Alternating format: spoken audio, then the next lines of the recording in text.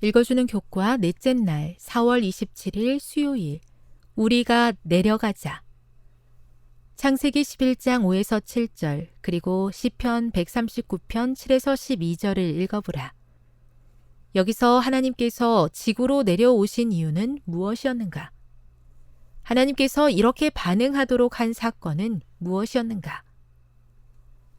역설적으로 사람들은 위로 올라가려 했으나 하나님께서 사람들에게로 내려오셨다.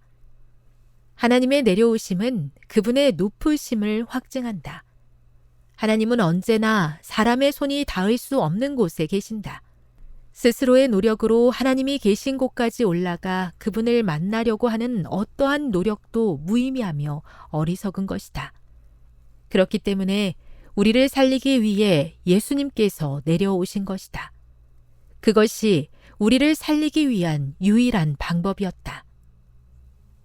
바벨탑 사건에서 나타나는 위대한 역설은 하나님께서 하신 말씀 가운데 나타난다. 하나님께서는 그 성읍과 탑을 보려고 내려오실 필요가 없으셨지만 그렇게 하셨다. 이와 같은 개념은 하나님께서 사람들의 일에 친히 개입하심을 확실히 설명한다. 누가복음 1장 26에서 33절을 읽어보라. 하나님께서 우리에게 내려오신 것에 관하여 무엇을 가르쳐 주는가? 하나님의 내려오심은 우리에게 믿음으로 말미암는 의의 원칙과 하나님의 은혜가 우리에게 베풀어지는 과정을 확인시켜 준다. 우리가 하나님을 위해 어떤 일을 했는지와 상관없이 그분께서는 여전히 우리와 만나기 위해 내려오셔야 한다. 우리가 하나님을 위해 무엇을 했는가가 우리를 하나님과 구원으로 이끄는 것이 아니다.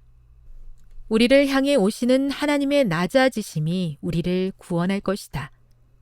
창세기 본문에서 하나님께서 내려오시는 것에 관해 2번 기록되어 있는데 이는 하나님께서 그곳에서 어떤 일이 벌어지고 있는지에 관해 얼마나 큰 관심을 가지고 계셨는지를 보여준다.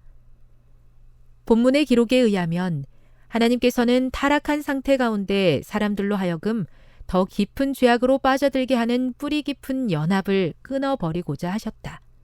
그렇기 때문에 하나님께서는 그들의 언어를 혼란스럽게 하셔서 악한 동기에서 비롯된 그들의 연합된 계획을 멈추게 하셨다. 교훈입니다. 하나님께서는 스스로의 힘과 노력으로 하나님의 자리를 차지하려고 하는 인간들의 어리석은 계획을 끊으시고 구원하시기 위해 스스로 이 땅에 내려오셨다. 묵상. 인간의 오만함은 결국 실패할 것이라는 사실을 바벨탑 사건을 통해 어떻게 깨닫게 됩니까? 이 이야기에서 어떤 교훈을 배워야 할까요? 적용. 하나님께서 그대의 삶에 깊은 관심을 가지고 계신다는 사실을 믿는다면 삶에서 마주하는 여러 문제 앞에서 어떻게 행동하는 것이 지혜로운 것일까요? 영감의 교훈입니다. 악한 계획이 끝남. 바벨탑 건설자들의 계획은 수치와 패배로 끝났다. 그들의 교만의 기념비는 어리석음의 기념비가 되었다. 지금도 사람들은 여전히 동일한 노선, 자아를 의지하고 하나님의 율법을 배척하는 노선을 따르고 있다. 그것은 사단이 하늘에서 실천에 옮기고자 하던 원칙이요. 그의 제사를 드리는 데 있어서 가인을 지배했던 원칙이다.